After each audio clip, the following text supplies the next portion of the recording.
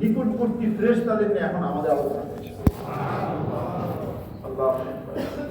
ভাই দোস্ত বুজুর্গ কিছুক্ষণ আগে আমাদের মৌলানা সাহেব বলতেছিলেন এই মন্ত্রী হলো গুনাহকে মানে কওমের কিছু লোক একত্রিত হলো আল্লাহ তাআলা আল্লাহর কথাকে পরিবেশন বিল্লাহ ইউরিদুনা ইল্লা ওয়াজহাহু, আর তাদের বসার উদ্দেশ্য একমাত্র আল্লাহ তাআলাকেই সন্তুষ্ট করা।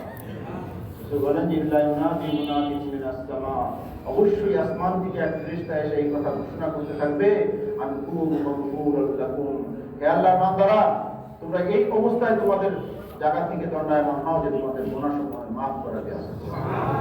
এখন কোন গুনাহ? উলামায়ে কেরাম বলেন কবিরা গুনাহ। কেন মুসলমান একটা কবিরা গুনাহ থাকতেই পারে না।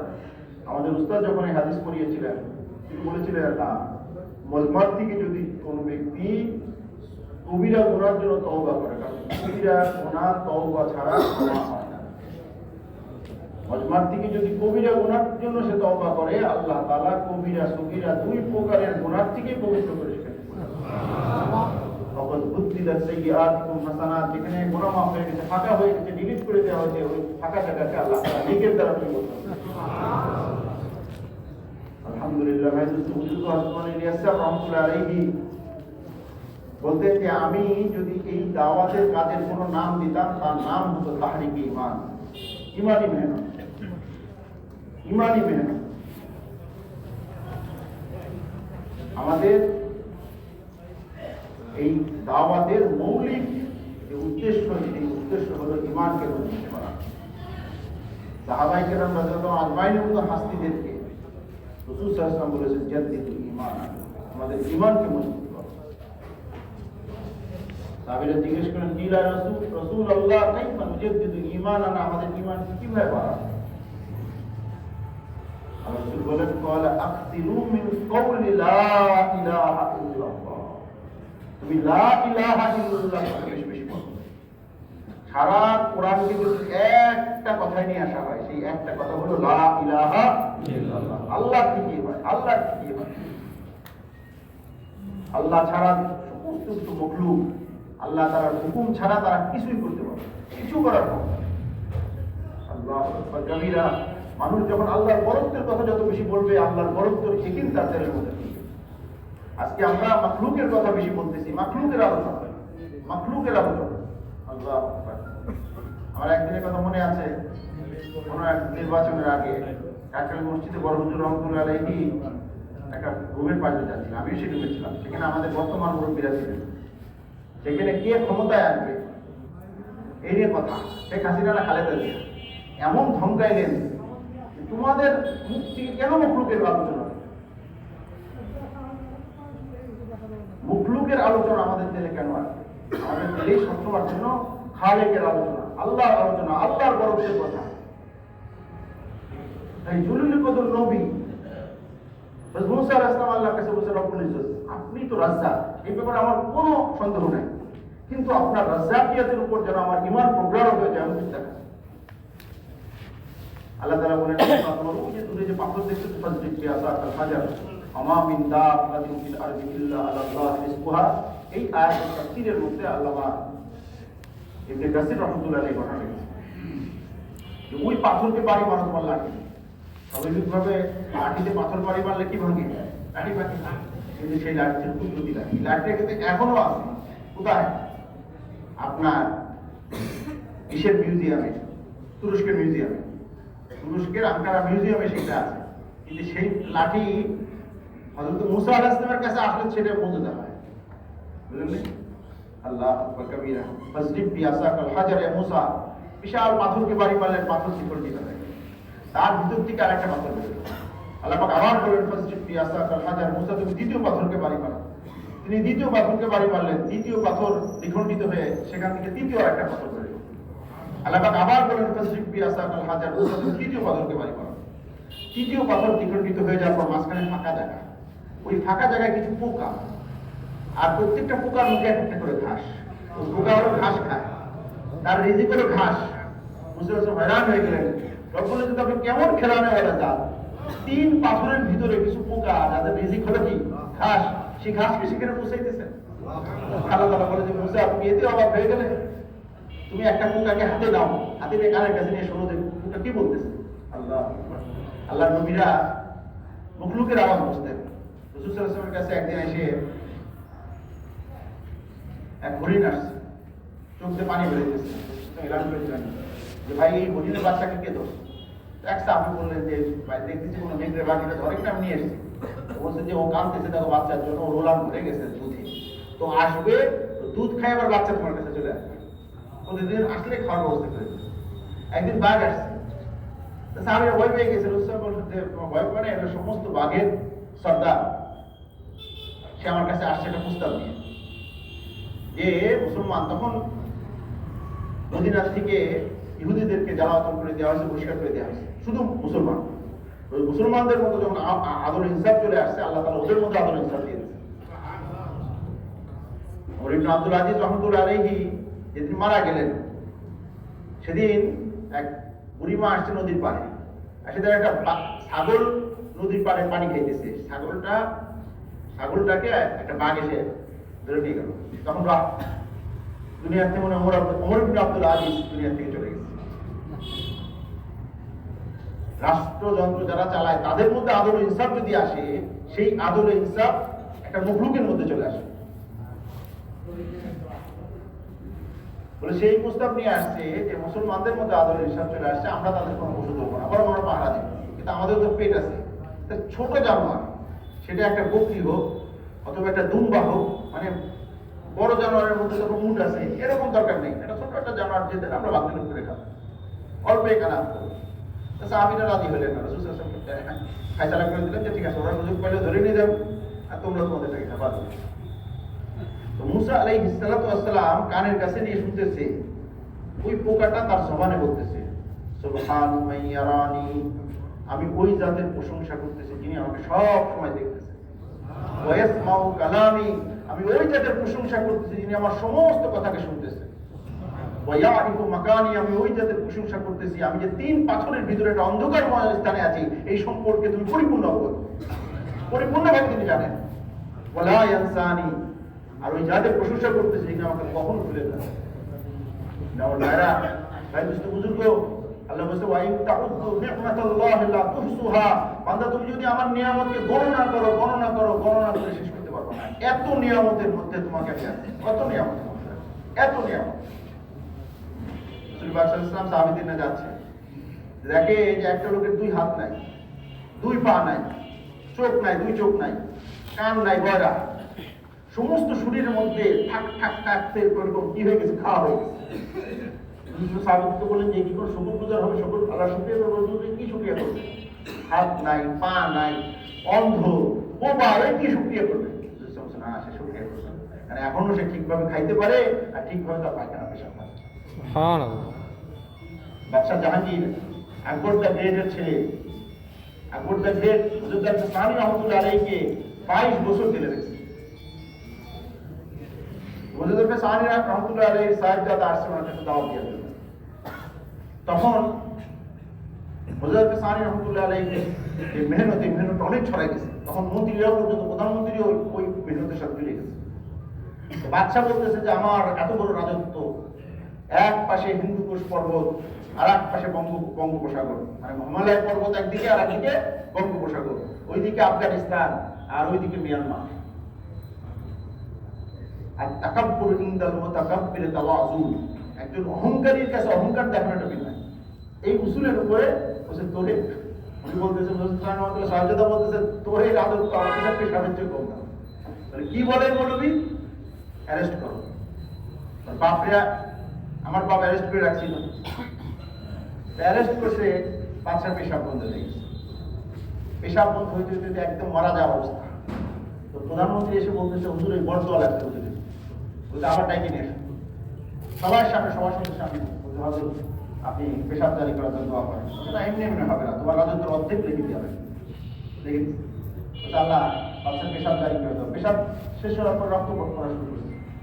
আবার হুজুরকে ডাকছে, হুজুর স্বাভাবিকের দোয়া করেন, এটাও হবে না, অর্ধেক রাজত্ব লিখে দিয়ে হবে। 2 কাগজের সাইজ এর মোহরের মধ্যে 2 কাগজের মধ্যে অর্ধেক করে পুরো রাজত্ব লিখে দিছে। ওই তার পেশাবগুলো একটা বর্তনের মধ্যে ছিল, পুরো টুকরা টুকরা করে ছিঁড়ে ওই 2 কাগজ পেশাবের খালি কিসের মধ্যে পালাই দিচ্ছে, তোরা কি বলছি না তোর এই রাজত্ব আমার কাছে পেশাবের সমান দাম না। একজন বুজুর্গ দেখতেছে এটা হরিণ, মানে দেখলেই চোখ জোড়াইছে শাসুর না জিরি, কিন্তু দুইটা খুঁজতে মাথার মধ্যে জলটা নাই উঠানো আর পিছনের লেজ নাই, লেজ না দেখলে একটা খারাপ দেখা। তোমার এই অবস্থা কেন? আমি তো দুনিয়া, তাহলে যখন আমি যখন দুনিয়াতে আমার ধরতে চাই আমি ধরতে পালাই, তো একটু ধরতে ধরতে ধরতে আমার লেজটা চলে গেছে।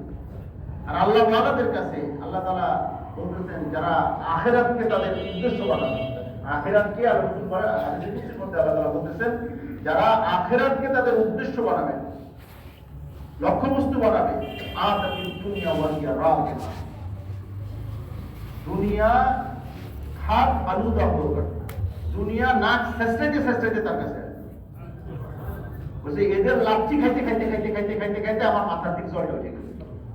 আল্লাহ কেমন ছিল হযরত শামসুল হক ফরিদপুর রহমাতুল্লাহ আলাইহি, উনি কাছে টাইম দিয়েছে তখন ফিল্ড মার্শাল পাকিস্তানের যে ওই পশ্চিম পাকিস্তান থেকে হুকুম মানে এখানে সমস্ত আমলারা পায়খানা ফেরত করে দেয়, এই অবস্থা ছিল। উনি এসে পূর্ব পাকিস্তানে এসে ওনার কাছে এনেছে লালবাগ মাদ্রাসায়, কিন্তু ওনার দেখা করার টাইম শেষ, ওনার বোখারি 10 শুরু হয়ে গেছে। বোখারি 10 শুরু হওয়ার 2-3 মিনিট পরে আসছে, অর্থাৎ পুরো 1 ঘন্টা বোখারি শরীফ পড়াইছে, ওই বসে আসছে, তারপরে এসে ওনার সাথে সাক্ষাৎ। ওই বোখারি 10 ছেড়ে উনি সারা পাকিস্তানের প্রধান হোক ওনার সাথে সাক্ষাৎ করেন। পরে ওনাকে পিজি হাসপাতাল অসুস্থ দেখা করতে গেছে, 10 লক্ষ টাকার একটা চেক দিয়ে গেছে, বুঝতে পারছেন? আর উনি চেক পাঠাইতে বলতেছে যে টাকা পয়সা দিয়ে গরু গরু ছাগল কেনা যায়, মানুষ কেনা যায় নেন নাই কেন? সে বাদ কন্ট্রোল বিল পাস করবে। ওই জামানার একজন প্রখ্যাত লোক, তিনি মাত্র 1 লক্ষ টাকায় বাদ কন্ট্রোল বিলের পক্ষে সাক্ষী দিয়ে সিগনেচার করেছে। আমি তার নাম বলতেছি না, সেই রকম আলেমও ছিল। আল্লাহ আকবার কাবীরা।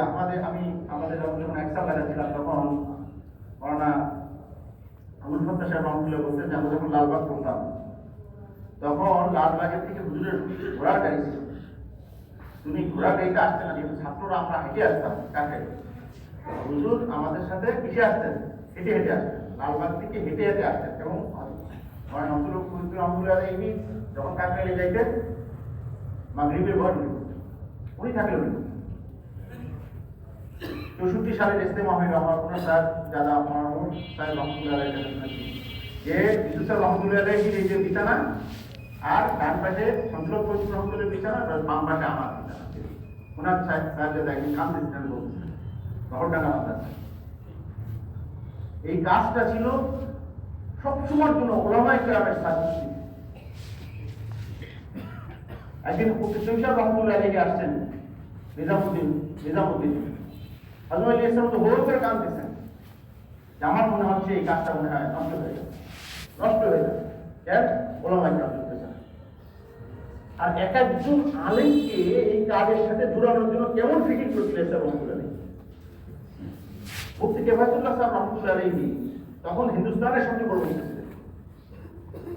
মুফতি সাহেব রহমতুল্লাহ আলাইহির জেহেন যাতে এই তাবলীগের প্রতি মানে একটু ভালো হয়, এই জন্য উনি মেহনত করা শুরু করলেন। ওনার একজন নাপিত ছিল, মুসলমান নাপিত, কিন্তু দাড়ি ছিল না, তার যে প্যান্ট শার্ট পরা নাপিত, তার উপর মেহনত করে তাকে আলহামদুলিল্লাহ 3 দিন লাগে আস্তে আস্তে আস্তে তার 3 চিল্লা বানায়।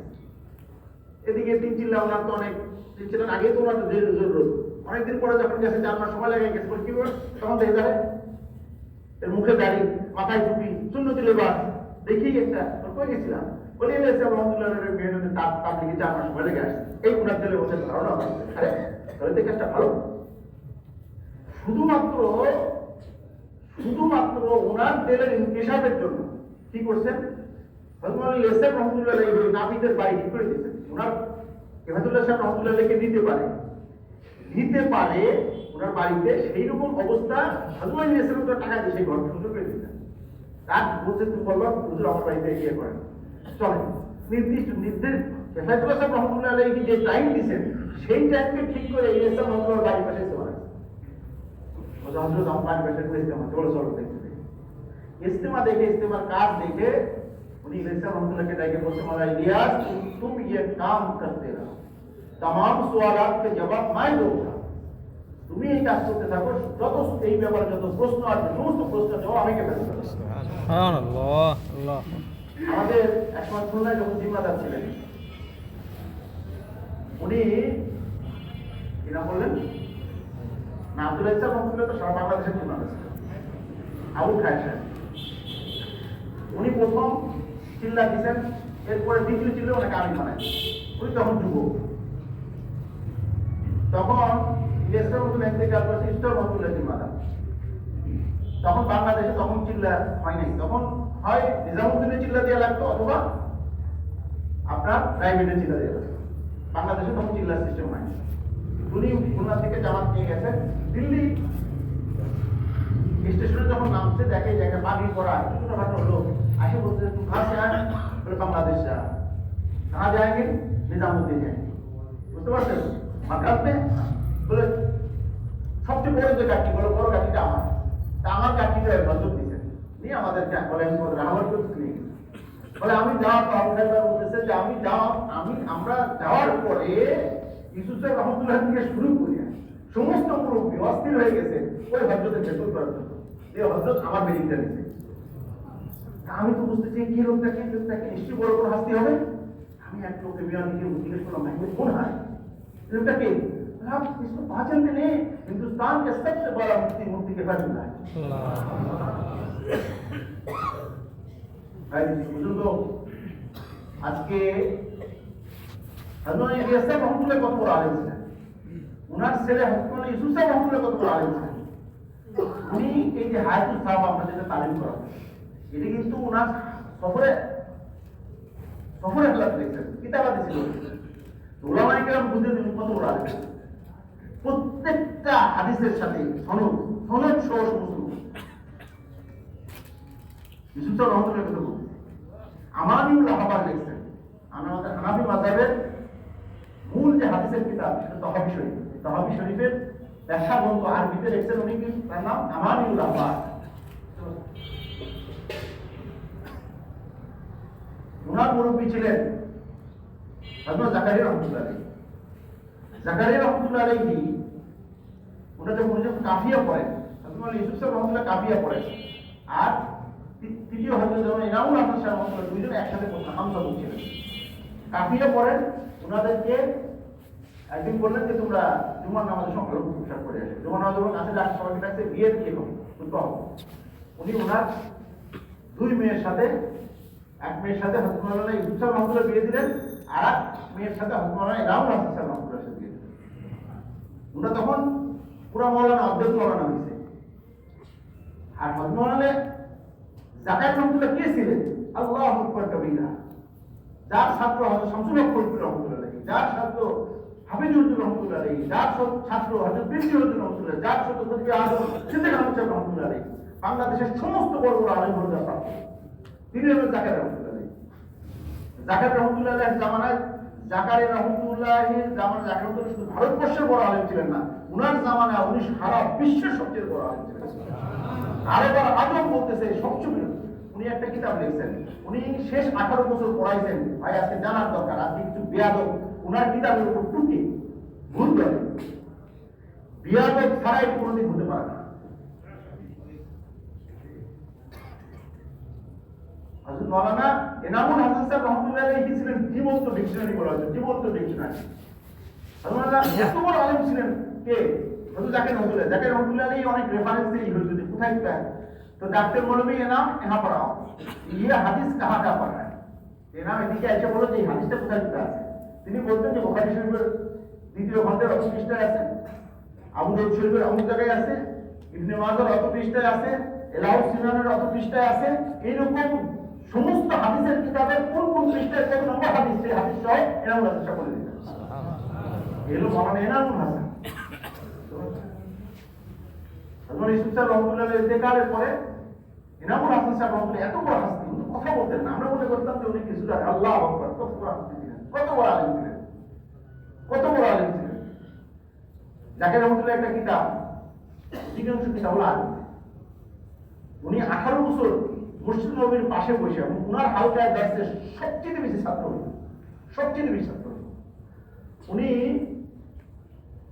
তখন ওখানকার মদিনার মানুষ মালিকি মাযহাব মানে, মালিকি মাযহাবের মূল কিতাব হলো মুওয়াত্তা ইমাম মালিক। বুখারী শরীফের আগে আসাহুল কিতাব বাদা কিতাবিল্লাহ। উনি এটার উপর একটা সভা লিখছেন, তার নাম হলো আওজাহুল মাসালিক। আমার বাসায় একজন আরাবিয়ান আলেম আসলো, আমি তাকে প্রথম খণ্ড খুলে 21 খণ্ড প্রথম খণ্ড বললাম, আমি বললাম তোর আওয়াজ দিলে আমি নাস্তা সামনে গেলাম, ওই খণ্ড বুঝতে পারছেন তো। প্রথম খণ্ড পড়ে কিছুক্ষণ পরে আমি নাস্তা নাস্তা আনছি তার জন্য। তা আমি বললাম যে কি আলোচনা করেন। তা আমার খুব বিনয়ের সাথে বলতেছে, মা পাইপ দিয়ে আসায়, মা পাইপ দিয়ে আসায়। এখন আমার কিছু বুঝতে লাগতে বুঝতে দিই। সাধারণ যারা আরো আলেম, যারা কিতাব বুঝে না, আরে ওনার ছাত্র সবচেয়ে পরিপূর্ণ হলে হাফিজ হুজুর, তার ছাত্র হলো আজিজুল হক সাহেব রহমতুল্লাহ। আজিজুল রহমতুল্লাহ হতে গেছে 2001 সালে। আরবের সবচেয়ে বড় আলেম ছিল আব্দুল বাস, অন্ধ ছিলেন। ওনার বাড়িতে দাওয়াত দিচ্ছেন, ওনার ছেলে পরে বর্ণনা করছেন আমাদের কাছে। এই যে মৌলানা মামলুক সাহেবের বড় ভাই আমার কাছে বলছেন যে আব্বার জন্য আস্ত দুম্বা 25টা, শুধু আস্ত দুম্বা, তারও কি এত খাবে কিভাবে, বুঝতে পারছেন? আস্ত দুম্বা আছে 25টা, ভাই আমার আমরা তিনটা। জাকির রহমতুল্লাহ ছাত্র হলো শামসুল হক রহমতুল্লাহ, তার ছাত্র হলো আজিজুল হক সাহেব রহমতুল্লাহ। তার জন্য যদি উনি এই ইজ্জত দেয়, তাহলে জাকির রহমতুল্লাহ কেন ইজ্জত? উনি আরবরা কার জন্য ঝুঁকছে? এই হাতের জন্য ঝুঁকছে। আল্লাহ আকবার কাবীরা, সারা বিশ্ব কার জন্য ঝুঁকছে? শামসুল হক রহমতুল্লাহ কেন ঝুঁকছে? যে উনার উস্তাদের জামাই হলে হযরত মাওলানা দ্বিতীয় হযরত, তৃতীয় হযরত, ওরা কার জামাই? ওনার উস্তাদের জামাই। ইজ্জতটা কেন করছে? ইজ্জতটা করছে তো আমার উস্তাদের জামাই। সে নিজে গিয়ে লালবাগ মাদ্রাসা থেকে এসে ইজতেমায় আমাদের মার্কাজে বয়ান করতেন, এমনি বয়ান করতেন, আমার উস্তাদের কাজে, উস্তাদের এই কাজকে নিয়ন্ত্রণ করতেন। আল্লাহু আকবার। হাফিজ রহমতুল্লাহ আলাইহি কেন আমাদের উস্তাদের এই কাজকে নিয়ন্ত্রণ করতেন? আর আমাদের হাফ সাহেবের বেদা তার বাপকে কেন ইয়ে বানাইল? মনে করি না হাসান সাহেব রহমতুল্লাহ আলাইহি, হাসান তো তার বাবার আপন খালু। খালু বেশি গুরুত্বপূর্ণ বেশি নাকি বলেন? কি আছে একই দিনে আল্লাহ আকবার কাবীরা, আল্লাহ আকবার কাবীরা, ওনাদের লেখা সমস্ত বই হলো আরবিতে লেখা, যা পড়তে আলেমদের তার থেকে যায়। আর কিছু বিয়াদব করেছে, ছোট ছোট দুই একটা কিতাব পড়ে আজাদ আমাদের মধ্যে ভুল ধরে, কত বড় কি হয়ে গেছে, কি বলবো। আর বেয়াদবির তো ভাই একটা সীমা আছে, সীমাহীন বেয়াদবি চলছে, সীমাহীন বেয়াদবি।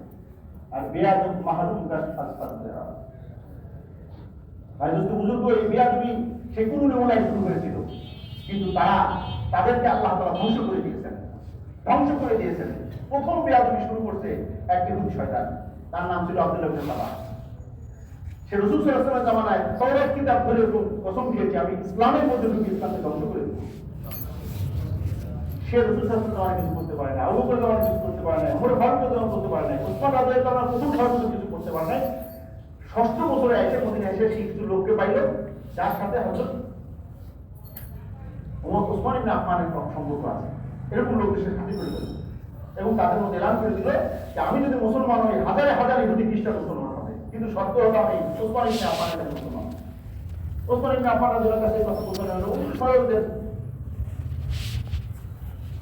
মুল্লা জীবন রহমতুল্লাহ আলাইহির কাছে এসে বলতে হযরত মুল্লা জীবন রহমতুল্লাহ আলাইহি বাদশা শাহজাহানের আমলে দিল্লির জামে মসজিদ ইমাম ছিলেন।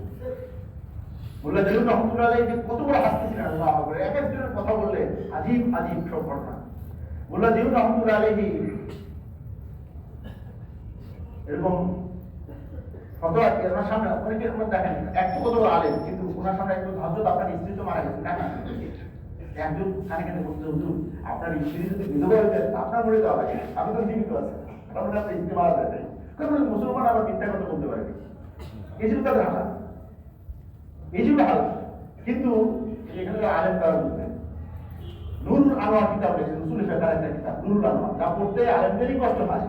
সেই কিতাব উনি লিখছেন হজের সফরে, ওনার কাছে কোনো কিতাব ছিল না, কোনো কিতাব না লিখে উনি লিখছেন। একটা কিতাব বোঝা যায় যে উনি কতগুলো আলেম ছিলেন, কেমন হাসতেছিলেন। ওনার কাছে একটা সংবাদ আসলো যে বাদশাহ, ওনার ছাত্র ছিলেন কে, বাদশাহ আলমগীর রহমতুল্লাহ, উনি ফতোয়া দিছে, এক মৌলবী সাহেব ফতোয়া দিছে যে বাদশাহের জন্য মানে এরকম ভাবে রেশমি পোশাক আর সোনা ব্যবহার করা যায়। বুঝতে কাছে যখন এটা আসলো, বাদশাহ 2 ঘন্টা আমাদের সামনে বসা, বাদশাহ শাহজাহান মানে চারটিখানি কথা না, বাংলাদেশের একটা সাধারণ নেতার সামনে দাঁড়াইতে পারি না। আর বাদশাহ শাহজাহানের কথায় সারা ভারতবর্ষে এই দিকে মুখ ঘুরে দিক ফিরছে, এদিকে মুখ ঘুরে দিক ফিরছে, এটা ছিল সেই রকম কোথাও একটা বিল বাচ্চা, ওই জন্য কি বলে আইয়ুব খান, অনেক বড় তেজ দিয়ে নেতা ছিল। সামনে বলতেছে এই যে ব্যক্তি ফতোয়া দিছে, আর যিনি ফতোয়া চেয়েছেন তো বাদশাহ শাহজাহান, আর যিনি দিয়েছেন দুনু কাফের। বাদশার সামনে বাচ্চা এত রাগান্বিত হয়েছে, মিটিংগুলোকে বলতে চমৎকার প্রধান সেনাপতি বলবে এই কথা তাড়াতাড়ি লালকেল্লা থেকে বেরিয়ে এসে বাদশাহ আলমগীর হুজুর আপনার সম্পর্কে পরোয়ানা জারি হয়েছে, আপনার অ্যারেস্ট হবে। এই স্বাধীন তো ওতে আবার ইয়ে দে, মেসর দে, এক প্রচুর পানি দে, তোর বাপরে বল তার সেনাবাহিনী নিয়ে তার আমি যাই পা ধরা দিতে পারবে যে আব্বা যদি আমার হজরত নামাজে দাঁড়ায় আপনি পুরো গুণ ধ্বংস হয়ে যাবে, গুণ ধ্বংস হয়ে যাবে। একজন নাস্তিক কে ছিলেন, এক ছাত্র 55 বছর পর্যন্ত গাছ তলায় বুখারী শরীফ পড়েছে, হাদিসের 10 দিয়েছেন। বাদশাহ আলমগীর রহমতুল্লাহ জীবনের শেষ 7 বছর ওনার সহবতে একদিন দেখে যে হযরত 55 বছর পরে একটা ঘর বানাইতেছে, সোনার ঘর বানাইছে। তো হযরত 55 বছর পর্যন্ত গাছের তলে বসে এরকম আল্লাহ তিনি কাজ করলেন, এখন ঘর বানাইতেছে। গতকালকে রাত্রে আল্লাহ তাআলা আমাকে ইলহামের মাধ্যমে স্বপ্নের মাধ্যমে জানাইছেন আমার 2 মাস হায়াত আছে, সামনে 20 দিন আসতেছে, এটা একটা শেষ বানাচ্ছে। আর এতদিন তো কোন দুনিয়াতে আন্নাকা গরীব আও আবিদ সাবিল, তুমি একটা স্টেশনে একটা লোক আছে সেখানে ঘর বাড়ি বানায়, কেন তার স্টেশন যেহেতু দূরে আছে, অনেকদিন দেরি হবে, 2 মাস হবে, এই জন্য বানায়। তো বলতেছে আমাকে আপনি মুরিদ বানান। তো বলছে যে তোমার যে রুহানি শক্তি, আমার পক্ষে তোমাকে মুরিদ বানানো সম্ভব না। তোমাকে কে তখন খাজা উসমান হানি রহমতুল্লাহ আলাইহি, না খাজা মাসুদ রব্বানী রহমতুল্লাহ আলাইহি, ওনার দ্বিতীয় সাহেবজাদা হুজুর সানি রহমতুল্লাহ আলাইহি, ওনার কাছে তুমি মুরিদ হও, ওনার রুহানি পাওয়ার আছে, তোমাকে মুরিদ বানানো। পরে কোথায় পাবো, পুনায় পাবা অথবা আজমিরে পাবো, ওনার সাথে আজমিরে যেতে হবে। এরপর হুজুর সানি রহমতুল্লাহ তলোয়ার দিছে, ইসলাম ধ্বংস হয়ে যাচ্ছে, তোমার সমস্ত ভাইকে হিন্দুরা পক্ষ করে দিচ্ছে, তুমি এখন মুসলমানের পক্ষে দাঁড়াও। ওলামায়ে কেরাম কিরকম ভাবে মেহনত করছেন, বাদশাহ পর্যন্ত তাদের তাওয়াজ্জুর মধ্যে ছিল। বাদশাহ যে তাকে পরিবর্তন করে দেয়া, প্রথম তো দাওয়াতের লাইন করছে, মেহনত করছে, হয় নাই। আল্লাহু আকবার। আল্লাহ তাআলা আজকে বলে যে তকওয়া আর মেহনত কিসের দরকার এই জন্যই রাসূল পাক সাল্লাল্লাহু আলাইহি ওয়াসাল্লাম তকওয়ার উপর মেহনত করছেন, বিভিন্ন তকওয়ায় মেহনত করেছেন রাসূল সাল্লাল্লাহু আলাইহি ওয়াসাল্লাম। একজন সাহাবীর একটা মিশন দিয়ে দেওয়া হয়েছে যে এই তোমার জন্য এই আজকে এই কাজে, সুতরাং টার্গেট করে মেহনত করা অবশ্যই দরকার। আল্লাহ একজন বান্দার কারণে রাসূল সাল্লাল্লাহু আলাইহি ওয়াসাল্লাম দোয়া করেছেন, আল্লাহ 2 কোমরের একজনকে হেদায়েত দিয়ে দাও, একজন আবু জাহেল আর একজন ওমর ইবনে খাত্তাব।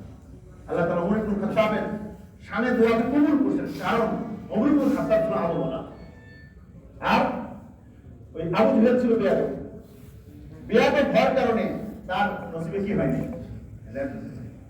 আর আবু বলার কাছে হেদায়েত চলে আসে, উনি অনেক আনন্দিত। দেখেন যখন বোন বলছে তো কিতাব যখন না আমরা গোসল করে আসছে, আদব, আল্লাহ আদব কি বলে ভালোবাসেন। আর যদি কেউ বেয়াদব হয়, যিনি তার উস্তাদকে মানতে পারেন না, যিনি তার বাপের উস্তাদকে মানতে পারেন না, তাদের সাথে যিনি বেয়াদবি করেন, তার থেকে আর যাই হোক হেদায়েতের কাজ হতে পারে। ঠিক। আকিল তাকফীরুল ইশারা, আমি কোন দিকে ইশারা করতেছি আপনারা বুঝেন।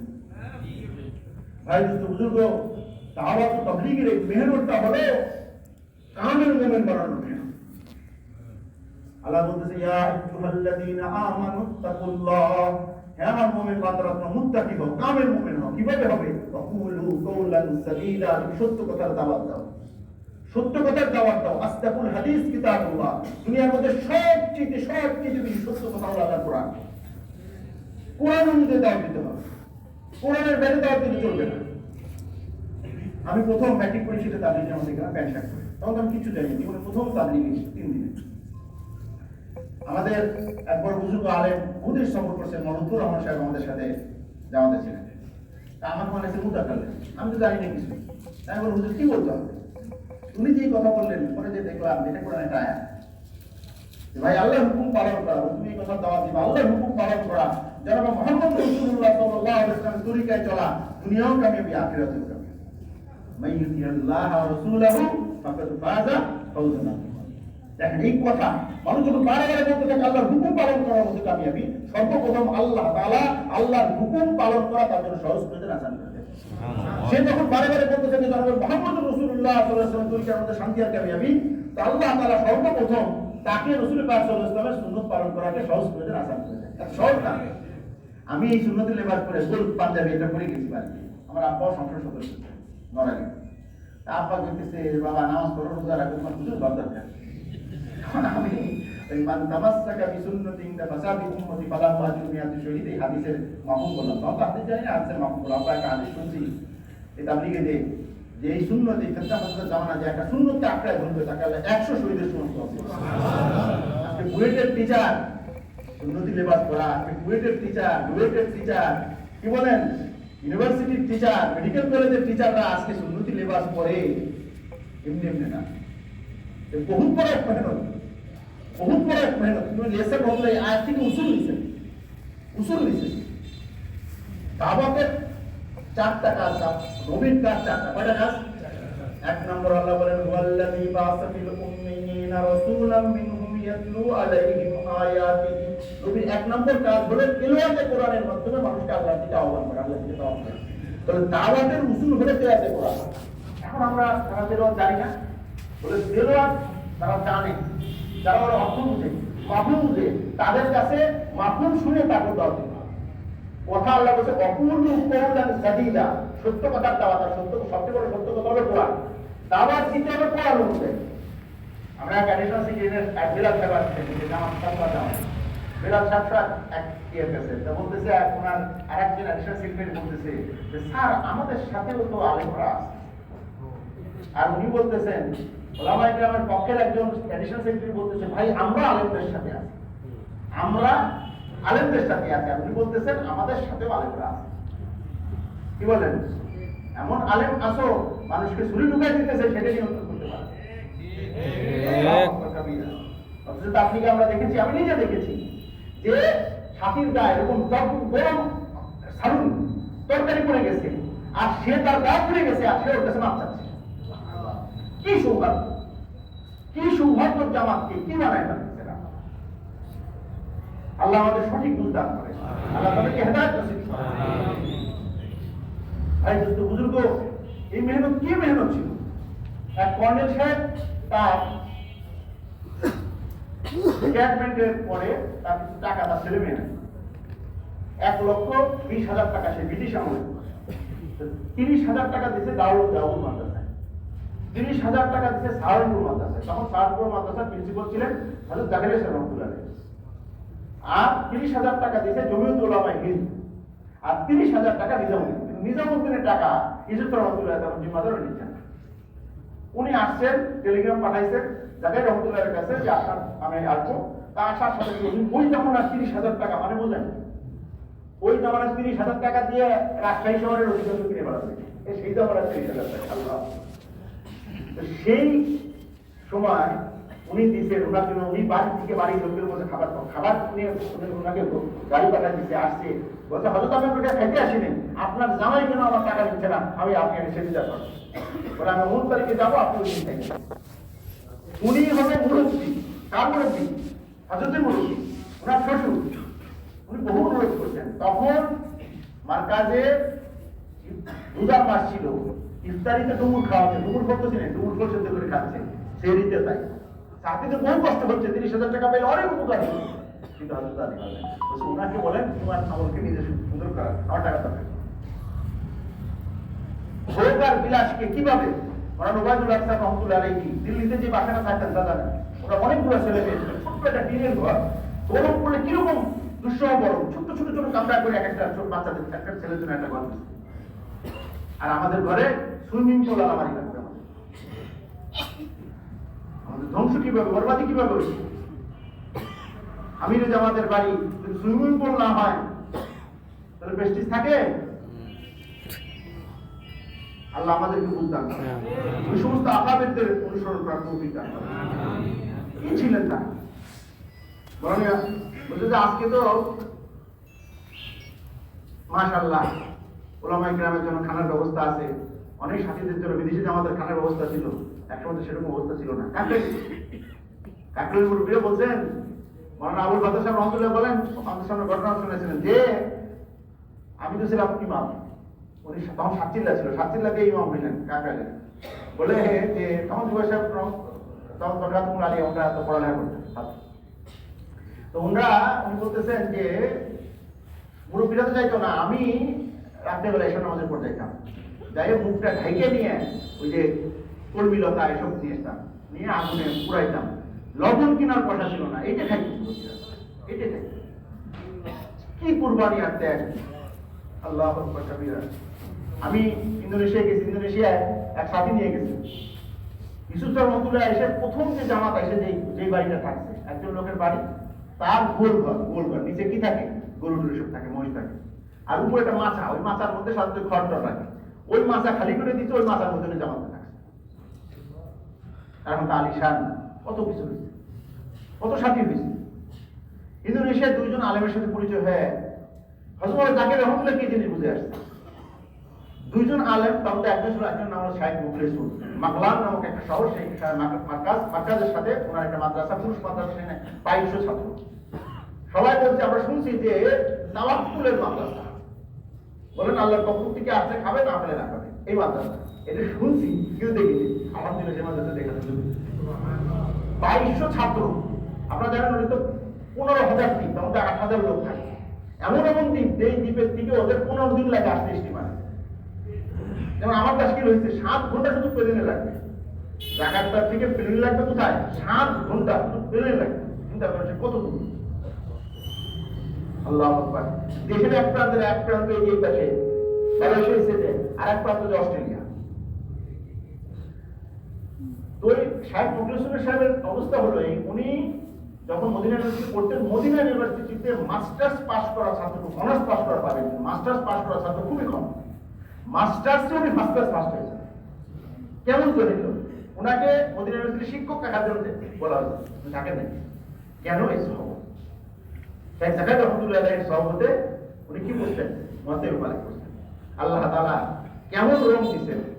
উনি উনি উনি কিন্তু ওই শুরা, ওই সময় ওনার শুরা ছিলেন, 15 সালে গেছি, তখন ওনার এই যে পাঞ্জাবি আয়রন না করতে করতে পিছনে কাঁচা চলে গেছে, আর টুপি গোলা থাকে, মোজা পরে অর্ধেক বাইরে অর্ধেক খোলা, এর অবস্থা।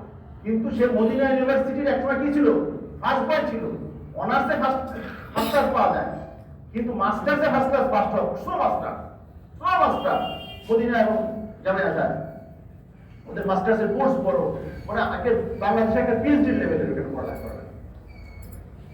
সেই লোকটা সব দুনিয়াবি সমস্ত কিছু ছেড়ে দিয়ে, মদিনা ইউনিভার্সিটি টিচারশিপ ছেড়ে দিয়ে গ্রামের এক প্রত্যন্ত অঞ্চলে মাদ্রাসা করেছে।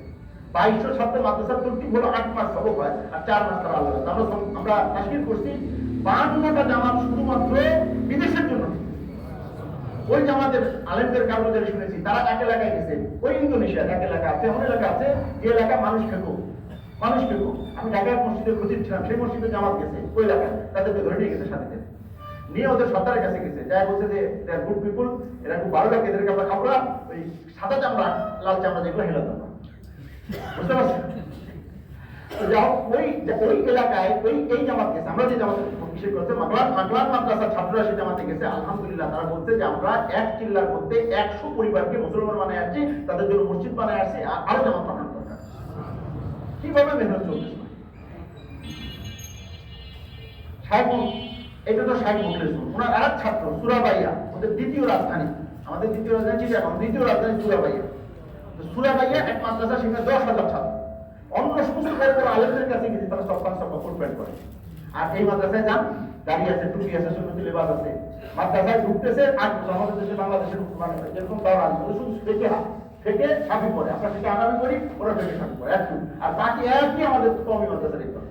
আল্লাহ, সেখান থেকে কত হাসতে পারে, আজিব আজিব হাসতে। মাদ্রাসার তরতিব হলো কোন ছাত্র মাদারি জবানে কথা বলতে পারবে না, হয় ইংরেজিতে কথা বলতে হবে অথবা আরবিতে কথা বলতে হবে। এজন্য প্রত্যেকটা ছাত্রই আরবিতে পাকা, ইংরেজিতে পাকা। এবং এই মাদ্রাসার ছাত্রদেরকে সব জায়গায় এখন ডাক করতে পারলাম। ভাই দোস্ত বুজুর্গ কিসের কারণে? হযরত মাওলানা জাকারিয়া রহমাতুল্লাহ সভাপতি ছিলেন। জাকারিয়া রহমাতুল্লাহ কি জিনিস এটা আমাদের জানা দরকার। আমাদের মুরব্বীরা একজন কি হাসতে ছিলেন, কিসের দ্বারা হয়েছে ভাই? সোহবতের দ্বারা। আল্লাহ তাআলা ঈমানকে পাকা করার জন্য যে প্রথম আসবাব বলছে, সেটা বলতে ইয়া আইয়ুহাল্লাযীনা আমানু তাকুল্লাহ, হে আমার মুমিন বান্দারা তোমরা মুত্তাকি ও পরহেজগার হও, কামেল মুমিন হও। প্রথম যে আসবাব বলছে সেটা বলছে ফাকুনু মা'আস সাদিকিন। দেখেন, ডাক্তার হওয়ার জন্য ডাক্তারের সহবত ছাড়া কেউ ডাক্তার হতে পারে না, ইঞ্জিনিয়ারের সহবত ছাড়া কেউ ইঞ্জিনিয়ার হতে পারে না, উকিলের সহবত ছাড়া কেউ উকিল হতে পারে না। একজন মেডিকেল সায়েন্সের সমস্ত বই করে ফেললো, কিন্তু কোনো অভিজ্ঞ ডাক্তারের সহবতে থেকে যদি ডাক্তারি মেডিকেল সায়েন্স না পড়ে, সে কি সেই ডাক্তারের কাছে কেউ যাবে? সে নিজে মারবে, রুখে মারবে। এমন ইঞ্জিনিয়ারিং বিদ্যা সব করে ফেললো, কিন্তু কোনো অভিজ্ঞ ইঞ্জিনিয়ারের সহবতে থেকে যদি সেই ইঞ্জিনিয়ারিং বিদ্যা না শেখে, সে কখন প্রকৃত ইঞ্জিনিয়ার হতে পারবে না। এরকম প্রকৃত আলেমের সহবতে থেকে যদি কেউ এলেম না শেখে, সে কখনো আলেম হতে পারবে না। সব কিতাব পড়ে ফেলবে, হ্যাঁ সব কিতাব পড়া, কিন্তু কিরকম বুঝবে জানেন? কারণ আরবিতে দাড়ি কোনো সমকলন নাই। এখানে পেশাব করিবেন না, কমা আছে, কমা কোনো করে উঠে গেল, করিলে 100 টাকা জরিমানা। এখন যেহেতু কমাটা উঠে গেছে, উনি বলতেছেন এখানে পেশাব করিবেন না, করিলে 100 টাকা জরিমানা। বুঝতে পারছেন? অভিজ্ঞ আলেমের সহবতে না থেকে যদি আপনি এলেন না শিখেন, আপনি এটা বুঝতে পারবেন। কুরআন হাদিসকে এইরকম ভাবে বুঝা বুঝবেন। এই জন্য সহবতের কোনো বলনা সাদ হাফিজাহুল্লাহ তার সবচেয়ে বড় যে প্রবলেমটা হয়েছে সে সহবত পায়। ওনার মুরব্বীরা যেইভাবে সহবতী আত্মা ছিল, যেইভাবে দিনের জন্য কুরবানি করতে বলা ছিল, উনি যে বাসায় থাকতো সে বাসা আমি গেছি মক্কায়, আলিশান, ওই যে হাতের মধ্যে ঠক আওয়াজ। ইব্রাহিম আদা বলে কে? বলে যে আমি আমার উট খুঁজতেছি। বলে ছাদের উপর আর রাজপ্রাসাদের উপর ইট পাওয়া যায় না। বলে রাজপ্রাসাদের উপর উট পাওয়া যায় না, ওই গদির মধ্যে থেকে আল্লাহরে পাওয়া যায়। जिसने तुम्हारी कुर्बानी खुद खुदा की मेहरबानी कुर्ब की शरबत खोबानी। इब्राहिम इब्न आदम रहमतुल्लाह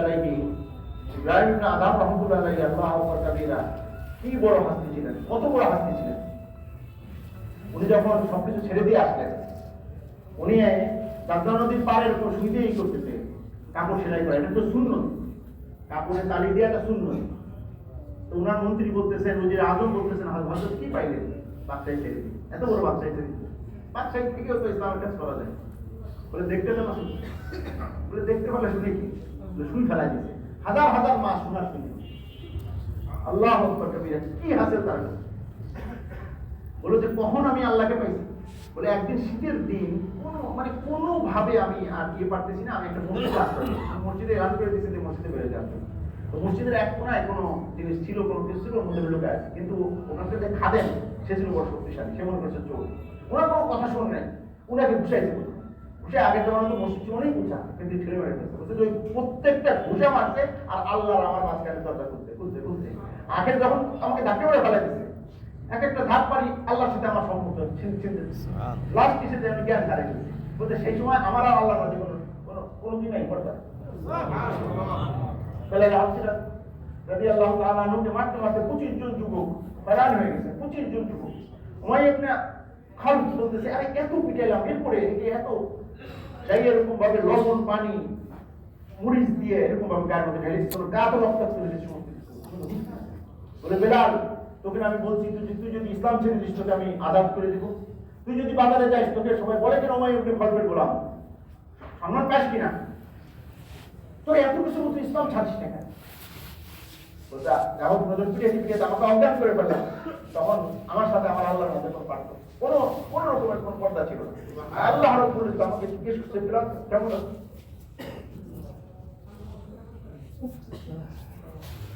ভাই বুজুর্গ, হুজুর পাক সাল্লাল্লাহু আলাইহি ওয়াসাল্লাম ইখতিয়ার দেওয়া হয়েছে, আপনি কি বাদশাহী নবী হতে চান নাকি ফকির নবী? কেমন ফকিরের সেবাকে হুজুর ইসলাম গ্রহণ করেছেন পৃথিবীর বুকে আপনি পাবেন। সুম্মা রাআইতুল হিলাল সুম্মা রাআইতুল হিলাল সুম্মা রাআইতুল হিলাল। আয়েশা বলেন যে আমি 3-4 দেখেছি। ঘরে আমাদের একটা এমন অবস্থা ছিল না যে একটু আগুন জ্বালাও। ওনার ভাগ্নে বলতেছে ওরা খালামা কি খাইতেন? রাসূল দেয় কালো জিনিস, কালো কালো খেজুর, কালো খেজুর আর ওরা কোনো খায় না, আর কালো পানি। হুজুর পাক সাল্লাল্লাহু আলাইহি ওয়াসাল্লামের চেহারা মলিন। কাব রাদিয়াল্লাহু আনহু রাসূল সাল্লাল্লাহু আলাইহি ওয়াসাল্লাম মলিন চেহারাতে বলতে ইয়া রাসূলুল্লাহ মা লি আরাকা ইয়া রাসূলুল্লাহ মুতাগায়্যির রাজা রাসূল বললেন আপনার চেহারা তো মলিন কেন? রাসূল সাল্লাল্লাহু চোখ সম্পর্ক করে দিলেন, বলেন ইয়া কাব লা ইয়াদখুলু শাইউন ফি জাওফি মুনযু সালাসাতি আইয়াম। আজকে 3 দিন পর্যন্ত আমার পেটে কোনো গালাপানি পড়ে। কাব রাদিয়াল্লাহু পাগলের মতো চলে গেলেন, ওর বাগানের থেকে কাঁচা পাকা খেজুরের বিশাল বড় ঢের নিয়ে আসলেন। রাসূল পাক সাল্লাল্লাহু আলাইহি ওয়াসাল্লাম একটা বর্তনের মধ্যে কিছু খেজুর দিয়ে কাব রাদিয়াল্লাহু কানে কানে বললেন আজকে আমার কলিজার টুকরা ফাতেমা 3 দিন পর্যন্ত তার পরিবার নিয়ে না খায়। রাসূল হাসান বললেন বাদ করুন ধরো। ইমরান ইবনে হুসাইনকে নিয়ে দেখতে গেলেন, ঘরে রইলাওয়াত দিচ্ছে ফাতেমা আমার সাথে ইমরান ইবনে হুসাইনের কাছে আপনি ঘরে প্রবেশ করতে পারবো? তো আব্বা আপনার সামনে আমি পর্দা করবেন পোশাক আমাকে। রাসূল পাক সাল্লাল্লাহু আলাইহি ওয়াসাল্লাম ওনার চাদরকে দিলেন, পর্দা করার পর ঘরে প্রবেশ করে দেখতে কান্না শুরু করছে। বাপকে দেখে আর সহ্য করতে পারেন না, বলে মা তুমি কান্দো কেন? বলে আব্বা আজকে 3 দিন অসুস্থতা আমাকে বড় ডাউট ছিল, ঘরের সমস্ত কাজ না করা লাগতো। দূরে এক জায়গায় পানি ছিল, মদিনায় পানির অভাব ছিল, সেখান থেকে পানি আনা গেছে, ঘাট পর্যন্ত ঘাট করার মধ্যে দাগ হয়ে গেছে। আল্লাহ রাসূল বললেন ইয়া ফাতেমা আতারদি আনতা তাকুনু সাইয়্যিদাতুন নিসাইয়াল জান্নাহ। ফাতেমা তুমি কি এই কথার উপর রাজি আছো কিয়ামতের দিন আল্লাহ তোমাকে সাইয়্যিদাতুন নিসাইয়াল জান্নাহ, জান্নাতের সমস্ত মেয়েদের সরদার বানাবেন?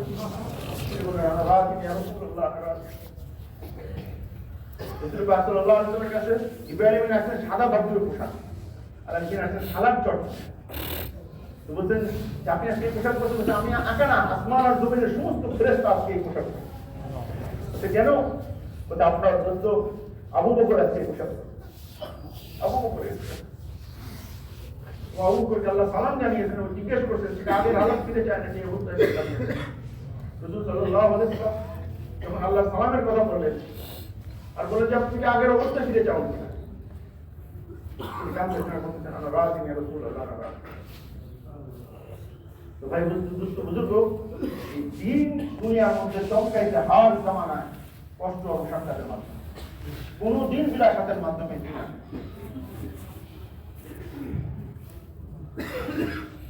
তো আল্লাহ তাআলা আমাদেরকে সেই নামাজের উপরে, যেই নামাজ ইংরেজরা রহমতুল্লাহ আলাইহি এই কাজকে রেখে গেছেন, যেই নামাজের উপরে হযরত ইউসুফ সাহেব রহমতুল্লাহ করেছেন, যেই নামাজের হযরত এনামুল হাসান সাহেব রহমতুল্লাহ করেছেন, সেই নামাজে মেহনত করার প্রতিষ্ঠা।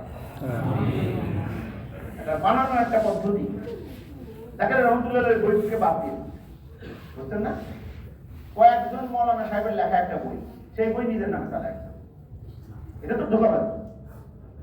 এই বইটা তো লেখছে অনেকজন মৌলানা সাহেব, অনেক মৌলানা লেখা, সেটা লেখা আমার নামে লেখা। এটা আমি এটা ধোঁকাবাজি লেখলাম না, লেখক ভ্রমণ ধোঁকা হবে কিনা?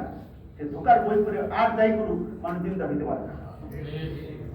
জাকারিয়া রহমতুল্লাহ যে লেখছেন 100% আল্লাহর জন্যই লিখেছেন। একই বই পড়ে আমাদের আগামী দিন বলছেন, একই বই দুইজন বুখারী শরীফের তর্জমা লিখছে। একজন লিখছে আল্লাহর সাথে যাতে বান্দা মিলে যায়, তার বই করে আল্লাহ হবে। আর একজন লিখছে কাটতি বেশি, এটাতে ব্যবসা হবে বেশি। ওই বুখারী পড়ে মানুষ কি হবে? ব্যবসায়ী হবে। তো আলেম হতে পারবে না, কেউ হতে পারবে, আল্লাহ হতে পারবে। এই জন্য আকাবের দিন আল্লাহ তাআলা বলছে ইন্না হাযাল ইলমা দীনুন, ইন্না হাযাল ইলমা দীনুন, এই কোরআন এবং হাদিসের আসল দিন। ফানদুরু আম্মান তা'খুযুনা দীনাকুম, বুখারী শরীফ হাদিস। তোমরা কার কাছ থেকে দিন গ্রহণ করবে এটা তুমি পরখ করে নাও, পরখ করে নাও। যারা উলামায়ে কিরামের সাথে দেখেন দুই ব্যাপারে আল্লাহ যুদ্ধের ঘোষণা দিয়েছে, একটা হলো সুদের ব্যাপারে বলছে ফাযানু বিহারবিন মিন আল্লাহ, আর হাদিস কুদসির মধ্যে আল্লাহ বলেছেন মান আদাত ওলিয়ান ফাকাদ আযানতুহু বিল হারব, যে আমার ওলির সাথে বেয়াদবি করে ফাকাদ আযানতুহু বিল হারব। বালাম বাউলা কি ছিল মুতাবাদ ছিল, সে কিন্তু মুতালাতের বিপক্ষে দৌড় করতে বলে না, তার বহুত ইসলামের কারণ করার পর কি হয়েছে দাদা হয়ে গেছে আল্লাহ সে নিজে এত বড় হাস্তি, কিন্তু প্রকৃত সত্যের বিরুদ্ধতা করছে, আল্লাহ তাকে ধ্বংস করে দিয়েছে, ধ্বংস করে দিয়েছে। এই জন্য হককে বুঝতে হবে, সে তাকে ইত্তেবা করতে হবে। হযরত ইসলাম রহমতুল্লাহ বলতেন যে এই কাজ তোমরা দেখো সংখ্যাধিক্য, না না না না, সংখ্যাধিক্যের দ্বারা এই কাজ পারবে না, এই কাজ পারবে হলো সিফতের দ্বারা, সেটা ভাই।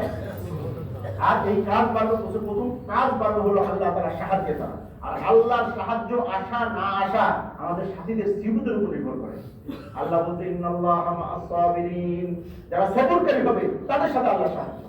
ইন্নাল্লাহা মা'আল মুত্তাকিন, যারা খুদাবিরু হবে তাদের সাথে আল্লাহ তাআলা সাহায্য। ইন্নাল্লাহা মা'আল মুতাওয়াক্কিলিন, যারা নাকি তাওয়াক্কুল করেওয়ালা তাদের সাথে আল্লাহ সাহায্য, তাদের সাথে আল্লাহ সাহায্য। আমাদের এক আত্মীয় মুরব্বী, উনি একসময় তখন জিম্মাদার ছিলেন, গোপালগঞ্জের জিম্মাদার ছিলেন, সেকেন্ডার ভাই, ঠিক না অনেক বলতে।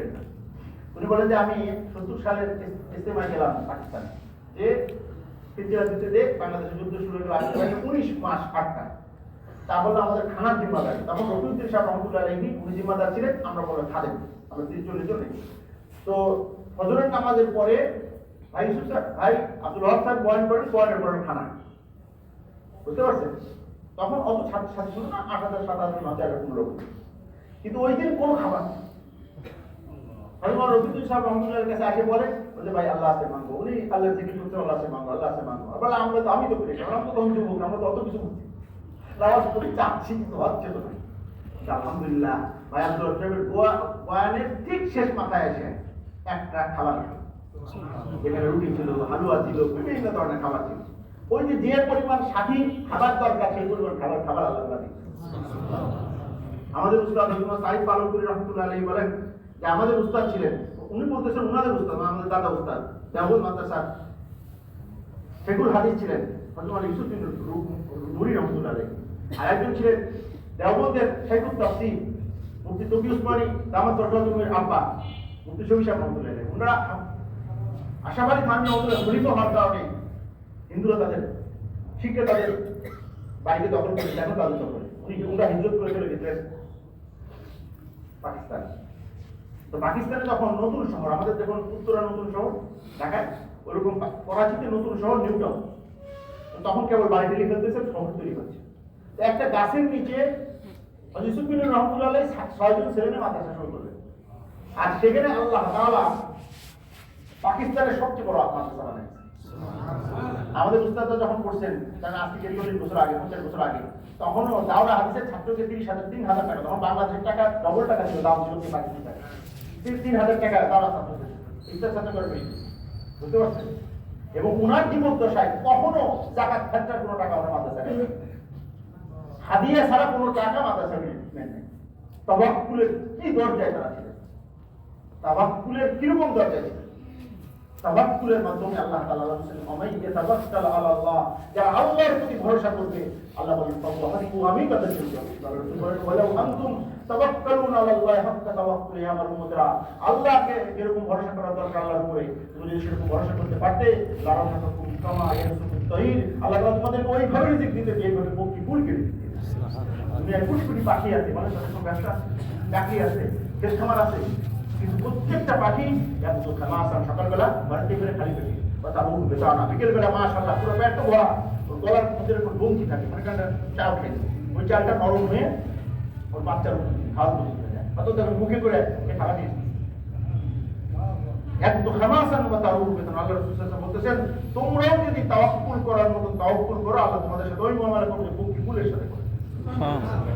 তবে এখানে একটা কথা, আমাদের উস্তাদ যখন হাদিস পড়িয়েছেন মুফতি আব্দুল গফফার সাহেব দামাত বরকাতুহুর হাকিম সাহেবের হাজারুল খলিফা, হুজুর বলেন এখানে একটা আজীব নকতা আছে, হক্কা তাওয়াক্কুলি, তাওয়াক্কুল করার মতো তাওয়াক্কুল। এটা বলতে যে এটা কথা, আল্লামা শিবলি রহমতুল্লাহ আলাইহি সফরে গেছেন, হজের সফর। তখনকার জামানার সফরগুলো কি ছিল? ইসলাম প্রচার করতে করতে যাইতো, তবে আবার ইসলাম প্রচার করতে করতে আসতো। মানে কেমন মতো অক্ষিলীন তারা ছিল, আল্লাহ আকবার কাবীরা। তো ওনার সফরের মধ্যে ওনাদের সব খাবার আছে কিন্তু পানি নেই। তো দূরে দেখতেছে মরুদ্যান, ওনারা কাছে দোয়া করতেছে, যেখানে দেখে একটা পাকুয়া ডিন দ্বারা তার চতুর্পাশ দিয়ে হরিণ পাল পানি পান, গ্রাউন্ড লেভেলে পানি আছে। তো ওরা যখন গেছে হরিণ পাল পাড়ায় গেছে, কিন্তু পানি নামতে নামতে একটা চলে যেতে, ওনাদের কাছে বালতি ছিল, রশি ছিল, পানির হাজত পূর্ণ করছে। কিন্তু আল্লামা শিবলি রহমতুল্লাহ কিউরিসিটি দেয় না, আল্লাহর কাছে ফরিয়াদ করেন, আল্লাহ আমাকে জন্য পানি নামায় দিলে, রায়ের জন্য পানি পুরো ঢেলে। আল্লাহ বলে, শিবলি তোমরা যখন ঘরের দিকে বেরিয়েছো ৬০ রশি আর তোমাদের বালতি ঢুকছে, দেখো যে এখানে তোমাদের রশি শেষ, সেখানে আমি পানি আনতে নামছো, কিন্তু যেখানে রশি তোমাদের শেষ সেখানে আমি পানি আটকাই দিচ্ছি। তোমরা যদি পরিপূর্ণ ভাবে ওই দুটো ছেড়ে আসতা, ওকে জন্য যখন পানি উঠেছে, তোমার জন্য পানি উঠাই। আল্লাহ আমাদেরকে এরকম পরিপূর্ণ তাওয়াক্কুল। শিবলি রহমতুল্লাহ আলাইহি বলতেছেন যে আমাদের উস্তাদ একবার এলান করলেন যে আমার সাথে হজে গিয়ে যাবে, মজমার মধ্যে ১০,০০০ দাঁড়ায়, কিন্তু বললেন যে কোনো জাহাজ ও রাহেলা কোনো সামান নিয়ে যাবে। তো টিকতে টিকতে ৩০০ জন টিকছে। তা আমাদের তখন মক্কা পর্যন্ত আসতে ২ মাসের সফর, আবার যাইতে 2 মাস, 4 মাস, আর মক্কায় থাকছে 1 মাস, মন্দিরে থাকছে 1 মাস, 6 মাস। এই 6 মাস কিভাবে খাওয়াইছে, কিভাবে খানার ব্যবস্থা হয়েছে, পুরো 6টা মাস আমাদের উস্তাদ যখন এসে দাঁড়াইতেন, স্টার্ট না চাষতে দাঁড়াইতেন, তারা কি আল্লাহর কাছে বলতেন, এর মধ্যে আসমান থেকে 10 গ্রাম এসে যেত, আমরা খানা খাওয়া শেষ দিতাম আর আসতে সুবহানাল্লাহ বলে ওনার চাষ নামাজ শেষ, খানা 10 গ্রাম দিয়ে বলে এইভাবে আল্লাহ তাআলা 6 মাস পর্যন্ত আমাদের খাইয়েছে। আল্লাহ তাআলার কাছে কিভাবে তারা কিরকম নিয়েছেন আমার ভাইরা। আল্লাহ তাআলা মুসলমানদেরকে রিজিক, আজকে আমরা ব্যবসা করি, চাকরি করি, খেত খামার করি, ইসলাম নিষেধ করে না, তালাবু কাসবি হালাল ফারিদাতুন বাদাল ফারাইদ, কিন্তু আল্লাহ তাআলা মুসলমানদেরকে 4 আসবাব দিয়েছে, 4 আসবাবের মাধ্যমে আল্লাহর কাছ থেকে নেওয়া, আল্লাহর খাজানা থেকে নেওয়া। তার মধ্যে একটা আসবাব হলো তাকওয়া, খুদার ভয়। আল্লাহ বলছে আমাই ইয়াত্তাকিল্লাহ, যারা আল্লাহকে ভয় করবে, আল্লাহু মাখরাজা, তাকে আল্লাহ তাআলা যে কোনো বিপদ দিবেন, বিপদ থেকে বাঁচার ব্যবস্থা করে দিবেন। ওয়া ইয়ারযুকহু মিন হাইসু লা ইয়াহতাসিব, তাকে আল্লাহ তাআলা এমন জায়গায় রিজিক দিবেন, ধারণাও করতে পারে না, চিন্তাও করতে পারে না, কল্পনাও করতে পারে না। আউস ইবনে মালিক রাদিয়াল্লাহু তাআলা শানে আয়াত নাযিল, ওনার ছেলেকে কাফেররা ধরে নিয়ে গেছে। রাসূল সাল্লাল্লাহু আলাইহি ওয়াসাল্লাম যখন বললেন, রাসূল সাল্লাল্লাহু আলাইহি ওয়াসাল্লাম এক নম্বর বললেন ইন্না লিল্লাহি ওয়া ইন্না ইলাইহি রাজিউন, বেশি বেশি পড়বা। আর একটা আয়াত সূরা তাওবা শেষ আয়াত, হাসবিয়াল্লাহু লা ইলাহা ইল্লাহু আলাইহি তাওয়াক্কালতু ওয়া হুয়া রাব্বুল আরশিল আযীম। হাদিসে এসেছে কেউ যদি সকাল বেলায় এই আয়াত 7 বার পড়ে, আল্লাহ তাআলা তার সারা দিন সমস্ত কাজের জিম্মাদার হয়ে যান। আর বিকেলে বা সন্ধ্যার পরে পড়লে আল্লাহ তাআলা সারা রাত তার সমস্ত কাজের জিম্মাদার। আল্লাহ আমাদের আমল করার তৌফিক দান। যে কোনো বিপদে পড়লে ইন্না লিল্লাহি, খালি মারা গেলে লাইট যদি কি হয়ে যায়, কারেন্ট চলে যায়, তখন বলতে হবে ইন্না লিল্লাহি, তখন ইফতার করতে হবে কি ইন্না লিল্লাহি ওয়া ইন্না ইলাইহি রাজিউন। শুধু মারা গেলে না, প্রতিটা বিপদে আমাদের করতে হবে ইন্না লিল্লাহি। আউস ইবনে মালিক তার পরিবারের সবাইকে বলে দিলেন, বনি উসমানের লোকটা তাদের এলাকায় চলে গেছে ওই ছেলেকে নিয়ে। ছেলের 2 অবস্থা, হত্যা করবে অথবা বিক্রি করে দিবে। আল্লাহু আকবার। ওই দিন ছিল অমাবস্যার রাত, আর জমিন ছিল পাথরালি জমিন, তাকে নিয়ে চলতে পারতেছে না। তখন তাকে শক্ত করে বেঁধে ওরা ঘুমায় পড়ছে। আল্লাহ তাআলা কুদরতের দ্বারা তাদের ঘুমকে গভীর করে দিয়েছে, আল্লাহ কুদরতের দ্বারা তার ওই ছেলের বাঁধনকে খুলে দিয়েছে। সে ছিল রাখা, সে যখন মদিনায় আসছে, সে বিশাল বড় এক পশুর পালকে হাঁকায় নিয়ে মদিনায় আসে। এখন এটা কাফেরের মাল, এটা খাওয়া জায়েজ আছে কিনা আছে না, এই মাসালা তৈরি হলো। তখন এই আয়াত নাযিল হলো, ওয়া মাইয়াত্তাকিল্লাহ, যারা আল্লাহকে ভয় করবে, ইয়াজআল্লাহু মাখরাজা। কাফেররা তো ধরা পড়ছে, আল্লাহ সেখানে তাকে বাঁচায় দিয়েছে। ওয়া ইয়ারযুকুহু মিন হাইসু লা ইয়াহতাসিব। আউস ইবনে মালিক রাদিয়াল্লাহু আনহু বলেন, আউস এ তোমার তাকওয়া রিজিক, কিসের রিজিক? তুমি যে আল্লাহর কাছে কাঁদছো, আল্লাহর কাছে আল্লাহকে ভয় করেছো, আল্লাহ তাআলা তোমাকে রিজিক দেবে। আল্লাহর কাছ থেকে রিজিক পাওয়ার দ্বিতীয় পদ্ধতি হলো তাওয়াক্কুল। আল্লাহর কাছ থেকে রিজিক পাওয়ার তৃতীয় পদ্ধতি হলো নামাজ, সালাত। আল্লাহ বলেন, ওয়া'মুর আহলাকা বিস-সালাত ওয়াসতাবির আলাইহা লা নাসআলুকা রিজকা নাহনু নারযুকুকা ওয়াল আখিরাতু।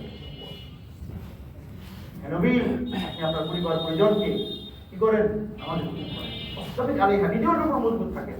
লা নাসআলুকা রিজকা, আমি তো আপনাকে রিজিক চাই না, আপনি রিজিকের প্রেশারই করবেন না। নাহনু নারযুকুকা, আমি আপনাকে রিজিক দেব। তার মানে আল্লাহর ওয়াদা হলো আল্লাহ নামাজের মাধ্যমে রিজিক দিবেন। কিন্তু সেই নামাজের মধ্যে দিতে হবে। রাসূলুল্লাহ বলতেন যে 5 সিফতের সাথে যখন নামাজ পড়বে, ওই নামাজ পড়ে আল্লাহর কাছে যা যাবে তাই পাবে। এক নম্বর কলেমা হলো ইয়াকিন হবে। কিন্তু ভাই আজকে আমাদের ঈমান আছে, ইয়াকিন নাই। যেন আমরা আল্লাহর রাজ্জাক বিশ্বাস করি কিনা করি, আল্লাহ রাজ্জাক, আল্লাহ রিজিক দেন। কিন্তু এই কথা ইয়াকিন আমার দিলের মধ্যে নেই। কেন? তার প্রমাণ যখন হাইয়া আলাস সালাহ হাইয়া আলাল ফালাহ বলে, আমি আমার ব্যবসা রেখে আমি মসজিদে আসতে পারি না, আমি আমার চাকরি রেখে মসজিদে আসতে পারি না, আমি আমার ক্ষেত খামার রেখে মসজিদে আসতে পারি না।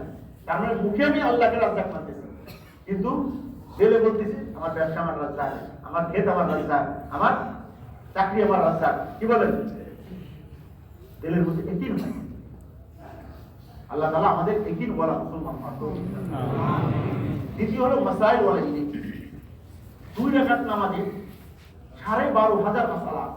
ভাই কয়দিন গেছে আলেমদের কাছে, হুজুর এই মাসলা কি হবে? কি বলেন? শফিক বলকি রহমতুল্লাহ আলাইহি এক ছাত্রকে জিজ্ঞেস করলো, বাবা কত বছর আছে? শেখ জাকারিয়া রহমতুল্লাহ আলাইহি ফাজাইলে সাদাকাতের মধ্যে ঘটনা লিখছেন। বলছে হযরত 32 বছর। 32 বছর মানে আলেম হওয়ার পর 32 বছর। কি শিখছে? বলে 8টায় লেখা। আসলে এই ঘটনাটা আপনারা পড়েছেন। যখন 8টা এলেন বলছে, 8টা জ্ঞানের কথা বলছে, বলছে আমি তাওরাত, ইনজিল, জবুর 4 কিতাব পড়েছি, সেটাকে মন্থন করে খোলাসায় এই 8 বিষয়। এনার নাম ছিল হাতিমুল আসম। কি নাম ছিল? হাতিমুল। আসলে সে গয়রা ছিল না, আসলে সে শুনতো, কিন্তু মানুষ মনে করতো গয়রা। একটা দুটো পরিচিত কথা। দিল্লির বাদশাহ গেছে, দিল্লি বাগদাদের প্রধানমন্ত্রী গেছেন আব্দুর রহমান, যে হযরত আমাকে নামাজ শিখাই দেন। নামাজ কিভাবে? বলে দেখো আমি জোহরি যখন ওযু করি, যখন জাহিরি ভাবে ওযু করি, আমি জোহরকে পাক করার সাথে সাথে বাতিল ওযু করি। আমি শিরিক, কুফর, বিদআত যত প্রকার খাবায়েস আছে সবাই থেকে আমি পাক করি। আমি আল্লাহ রাব্বুল ইজ্জতের সামনে এমন ভাবে দাঁড়ায় আল্লাহকে আমি দেখতে থাকি। আমি দেখি আমার ডান পাশে জান্নাত, বাম পাশে জাহান্নাম। আর এই পুলসিরতের উপর দাঁড়ায় আছে। আর আমি চিন্তা করি আমার পিছনে মালাকুল মউত দাঁড়ায় আছে, এই সালামটা ফিরানোর পরে আমার ডানটা কবজ করা হবে। বাদশা প্রধানমন্ত্রী কাঁদতেছে আর বলতেছে, হযরত এরকম নামাজ কত বছর পড়েন? বলতে আল্লাহ আমাকে এরকম 30 বছর নামাজ পড়ার বলে আমার জীবনে তো এরকম নামাজ একবার পড়তে পারলাম। ভাই আমাদের আফসোসও নাই। কি বলেন? 12,500 মাসালা।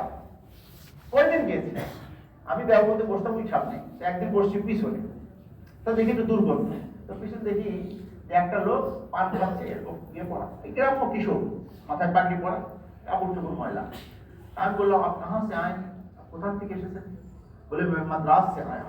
সে বলতেছে আমি মাদ্রাস থেকে এসেছি। মাদ্রাস আমাদের বাংলাদেশ থেকে দেওবন্দ যত দূর, তার থেকে বেশি দূর মাদ্রাস থেকে।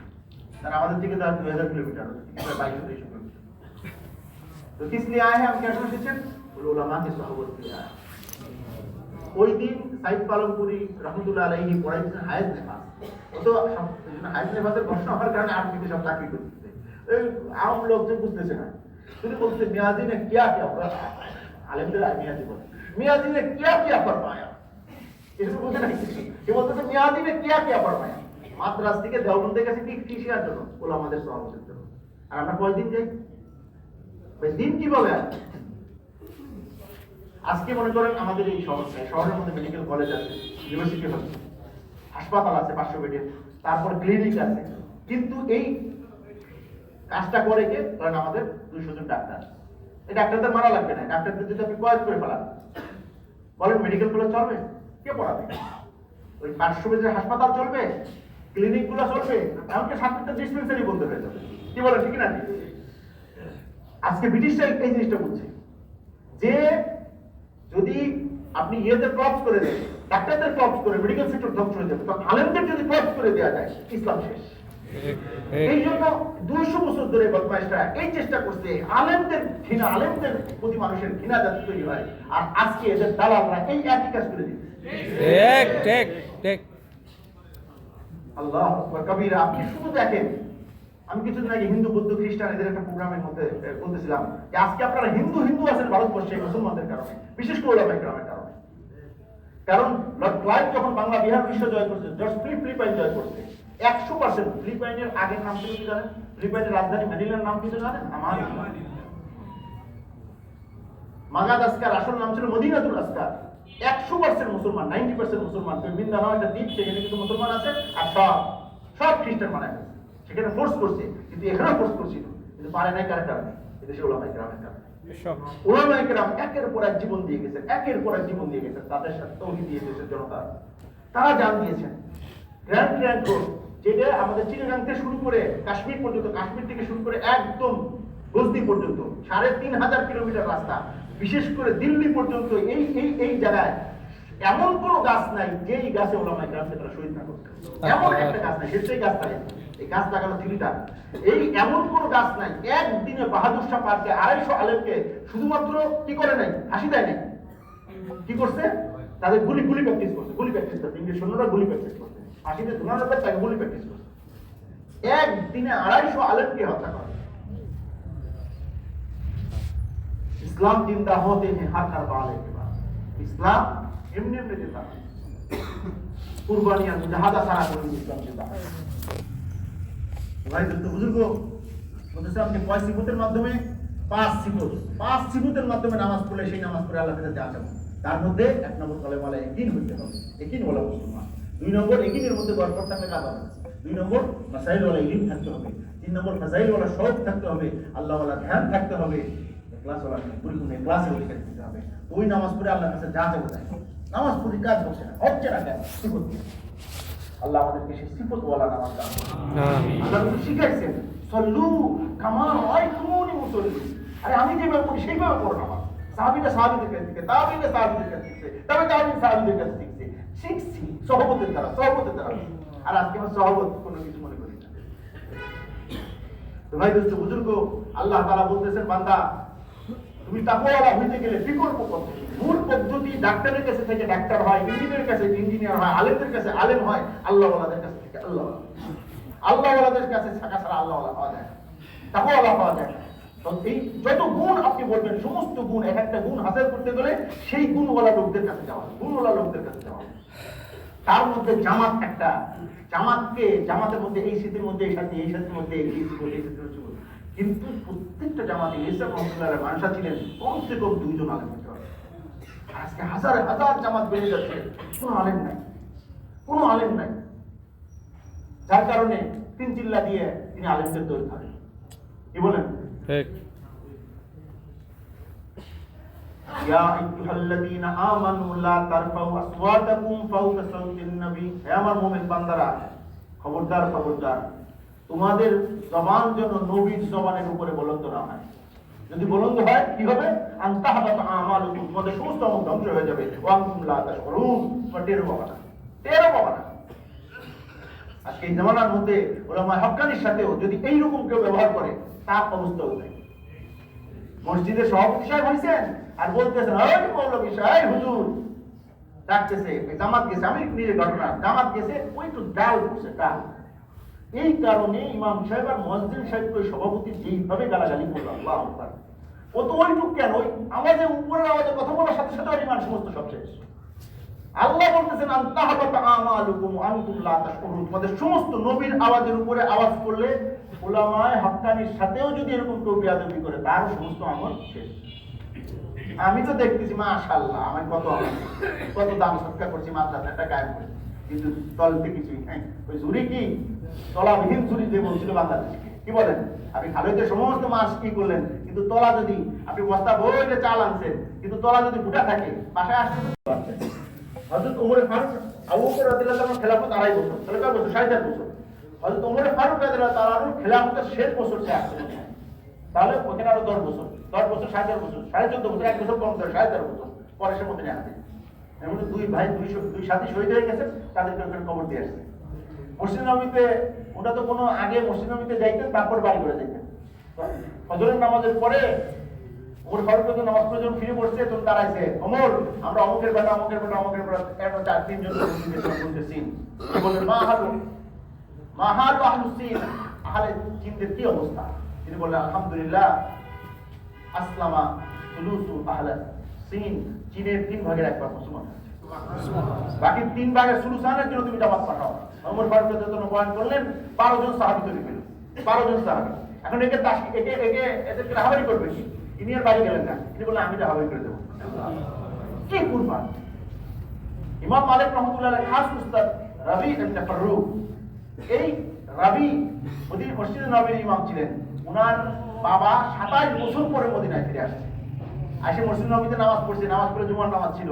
ওনার ছেলে মসজিদ নববীর ইমাম, বয়ান করে মনে হচ্ছে আমাদের দেরি করছিল তো উনি সন্তান সহ হচ্ছে আল্লাহ উনি আল্লাহর রাস্তায় গেছে আল্লাহ ওনার ঘরকে উজাড় করেন নাই তৎকালীন জামানায় আরো মুসলমানদের 4 জন বড় আলেম ছিলেন তার মধ্যে একজন রবি ইবনে ফারুক যিনি ইমাম মালিক রহমতুল্লাহ আলাইহির খাস উস্তাদ এবং মসজিদ নববীর ইমাম ছিলেন আল্লাহ তার ঘরকে উজাড় করে দেন তো আমার ভাইরা দোস্ত বুজুর্গ আজকে যদি আমরা দিনের জন্য কুরবানি করি আল্লাহ আপনার ঘরকে উজাড় করবেন না আমার ঘরকে আল্লাহ সুন্দর বানায় দিবেন আমার প্রত্যেকটা আমলকে আল্লাহ সুন্দর বানায় দিবেন ইনশাআল্লাহ তাআলা কারণ এটা আল্লাহর ওয়াদা আল্লাহ বলছে ইনতানসুরুল্লাহ ইয়ানসুরকুম তুমি বান্দা আমার সাহায্য করো আমি আল্লাহ ওয়াদা করছি তোমাকে আমি সাহায্য করব তোমাকে আমি সাহায্য করব তোমার প্রতিটা কাজে আমি সাহায্য করব আমাদের এক সাথী ভাই সুলাইমান ভাই আমরা মাদ্রাসায় পড়ি একটা লাগে কাজ লাগবে ওনার আব্বা যেতে উদ্দেশ্য করে তখন আমরা মাদ্রাসার সামনে অল্প প্রথম মাদ্রাসায় উদ্দেশ্য করে গেছি ওদের পরে দরকার করবো 4 মাস টাকা যাচ্ছে সম্পূর্ণ করে বলে অনুষ্ঠানের আপনার কাছে টাকা আর টাকা সরকার বলে আমার সামনে নাম কি বলে আপনার কোনো ধরিল বাড়িতে বলে আপনার বাড়ি টাকা দিতে বলে কিন্তু বহুবার চেষ্টা করছি আপনি কাকে রেখেছেন এরকম বড় চাকরি করে বড় লোকেরা কারা আপনি আপনার আল্লাহ দিলে সাহায্য করবেন আল্লাহ আপনাকে সাহায্য করবেন না হতেই পারে একজন রোম থেকে আসে সে বলছে আমি ইসলাম কবুল করব শর্ত হলো আমি মুসলমানদের সাহায্য করে আল্লাহ তো প্রথম শুনে অবকরা যেন আমার রোমের থেকে দূরে বাহিনী আছে তখন আমার লাইফ থেকে আপনি আপনারা বাহিনীতে পাঠাই মুসলমানদের যাও আমি আপনি মুসলমানদের কাছে যাচ্ছি কাইদাদের বাহিনী বলে দিতে আসছে টাকা মোকাবেলা করার জন্য খালি নলেজের বাহিনী পাঠাই এরকম যাইতে যেতে লাস্ট একটা চিঠি আসলো জালুদ্দিন মোহাল্লা রাদিয়াল্লাহু তাআলা চিঠি লিখছেন যে আমরা ইয়ামানের মধ্যে মুসলমান এক কেল্লার মধ্যে আটকে পড়ছি আর কাফের মসজিদ আর মুসলিমরা আগে পিছনে আমাদের ঘিরে ধরছে আমি তাদের সাহায্য পাঠান আলাই সাহায্যকে আমিরে জামাত বানাইয়া বলে যে চাও তো বলতেছে এতদিন আসলাম তো সাহায্য তো দেখি না এক মুসলমান বলতেছে মিয়া ঘরে বসে কি সাহায্য টাকা যাবে আল্লাহ রাস্তায় আগে সাহায্য দেখবে বলে ওই জামাতের সাথে আমি গেলাম তাহলে 3টা সাহায্য দেখে মুসলমান কয়টা সাহায্য দেখে 3টে সাহায্য বলে 4 দিন 4 রাত পর্যন্ত চলছে 4 দিন 4 রাত পর ফিরে ছিল আপনি কি শুনতে পারবেন 4 দিন 4 রাত পর তারপর আমি জামাত আলাই না আমি করতাম রেস্ট দেন তখন গভীর রাত বলছে এই ফজর পর্যন্ত সময় বলে আমাদের এতটুকু শক্তি নাই যে আমরা একটা কোনো গাছের সাথে আমাদের উঠকে বা বাহনকে বাঁধি আল্লাহ তাআলা ছেড়ে যাবে কিছু টুকরা যে রাত যাবে এরা তোমরা তো ঘুমায় পড়ছো তোমাদের উঠ কত পাশান তো দিন দিন চলে গেছে একটা কিছু না সমস্ত সামান্য তাদের উপরে সব কানাডা কিছু তো গায়ে থাকবে এরা কিছু সব কানুন করো কারণ আমাদের উনি ফজর নামাজ পড়ে এরকম লম্বা হাত পেয়েছে এরকম হাত পেয়েছে অনেকে আছে বলে দুয়া কোথায় পাইছে দুয়া কোথায় পাইছে একটা সাহাবী যেখানে সাহাবী নাম আর সুশাসন তো সাহাবী আছে আমাদের উস্তাদ সাইকেল করা মালিক একটা রহমতুল্লাহ আলাইহি দুয়ার উপরে 4 ঘন্টা পড়া 4 ঘন্টা পড়া উম্মতকে দুয়ার থেকে সরাই উম্মত আছে কান্ত আমি ব্রুনাই ইউনিভার্সিটিতে নিয়ে গেছে ডক্টর ইব্রাহিম সাহেব এই এলাকাতে বাংলাদেশ থেকে একজন দেওবন্দের আলেম আছেন আমি বয়ান আলহামদুলিল্লাহ বিশাল বড় আমাদের ব্রুনাই ইউনিভার্সিটি বিশাল বড় মসজিদের মধ্যে অনেক ছাত্র 2টা বর্গ সবাই ওনাদের একজন জাতীয় কাছে মনে শিক্ষক আমি তার বাড়িতে মাত্র ইব্রাহিম সাহেব তিনি সিকুর বলছেন কিন্তু আমি দেশে বহুবার গেছি বাংলাদেশে তাদের মধ্যে 2টা সিকুর দেখেছি একটা হলো হরফের কান্তি আর 2 নম্বর হিন্দুস্তান ছিল তারপর মেহমান নেওয়া আজকে মেহমান নেওয়াদের হালাত আমরা কোথায় চলে গেছি আর কান্না আমাদের ওই শত্রু বাহিনী কাছে সাথে আমরা না খাই বলেন বাগের আজাবকে ঠেকানোর জন্য আর কোনো অস্ত্র নাই চোখের পানি ছাড়া চোখের পানি এই অস্ত্র যাতে আমরা ফেলি দিই এখন কানতে হবে তুমি শিখতে হবে অন্তত একবার আমি শিখি গিয়ে ছিঁড়ে যাবে শিখাটা ও নুরানি ঢোকা নুরানি ঢোকা করতে যাবে দোয়া করা যাবে না এই যাবে না সেই যাবে না হাজার হাজার কত আমাদেরকে ভাই গুমরা বানানোর জন্য হাজারো পদ্ধতি রহমতুল্লাহ রহমতুল্লাহ 1847 সালে গেছে ইংল্যান্ডে কিছু জানা দরকার সাথে 1847 সালে ইংল্যান্ডে যায় এক লর্ড বলে মনাসাদ মসজিদ দেখা নিয়ে গেছে পাহাড়ের কেল্লার মধ্যে দেখে বড় বড় যুগ করা সব পুরোনো কেল্লার মধ্যে পাহাড়ের উপরে বড় বড় যুগ করা মাথায় পাগড়ি পড়া বামাতে পড়া সেই বামাতে তাফসীরের কিতাব ডানতে হুস্কি খাচ্ছে মদ খাচ্ছে বামাতে হাদিসের কিতাব ডানতে সিগারেট খাচ্ছে এই হালাত এগুলো কারা বলে এর মধ্যে অধিকাংশ কারা ছিল আরব ছিল বলে বিশ্বের সমস্ত ব্রিলিয়ান্ট ছেলেদেরকে আমরা এখানে নিয়ে এসেছি, নিয়ে পাক্কা খ্রিস্টান বানাইছি, এখন কোরআন হাদিসের জ্ঞান দিয়ে তাদের দেশে ছেড়ে দিব যাতে ওই দেশের লোককে গোমরা করতে পারে। ইসলামের নামে ধোঁকাবাজি। রাসূল সাল্লাল্লাহু আলাইহি ওয়াসাল্লাম আমাদেরকে এই জন্য শিখাইছে, ঠিক নামাজ আদায় ভাই লম্বা টান দিলেন, ডান দিকে কিছু কিছু কিছু এরকম টান দিলেন, বামে কিছু কিছু টান দিলেন, টান দিয়ে বলে হাযা সিরাতুল মুস্তাকিম, এটা হলো ওই রাস্তা, মানা আলাইহি ওয়া আসহাবি, এই তরিকার উপর আমি চলেছি, আমার সাহাবীরা চলেছে। আর ডানে বামে মনে হবে ইসলাম, আসলে ইসলাম না। ইফতারাকাত বনি ইসরাঈল সিনতাই ওয়া সাবিনা ফিরকাতান, বনি ইসরাঈল ৭২ ভাগে বিভক্ত হয়েছে। তাফাররাকু উম্মতি ৩০ ওয়া সাবিনা ফিরকাতান, আমার উম্মত ৭৩ ভাবে বিভক্ত হবে। কুল্লুহুম ফিন্নার ইল্লা ওয়াহিদা, একটা বিধি সব জাহান্নামে। বিলাই রাসূলুল্লাহ মা হিয়া ফিরকাতুন নাজিয়া, নাজাত দল কোনটা? আল্লাহ রাসূল কি বলেন? মানা আলাইহি ওয়া আসহাবি, এটা আমি এবং আমার সাহাবী। হযরত ইলিয়াস রাহমাতুল্লাহ আলাইহি যেই তাবলীগ শুরু করেছেন সেইটা হলো সাহাবীওয়ালা তাবলীগ। সুবহানাল্লাহ। আর মন চাহি তাবলীগ করলে তো হবে না। যে তাবলীগের দ্বারা মানুষ আল্লাহওয়ালা হয়েছে, যে তাবলীগের দ্বারা একজন জেনারেল শিক্ষিত ভাই আব্দুল ওয়াহাব হয়েছেন, যে তাবলীগের দ্বারা হাজী আব্দুল মতিন হয়েছেন, সেই তাবলীগ আমরা কি বলেন? যাই রাজি আছেন তো ইনশাআল্লাহ? মেহনত করতে হবে, কুরবানি করতে হবে। কারা কারা রাজি আছেন ভাই ইনশাআল্লাহ? তারা ইনশাআল্লাহ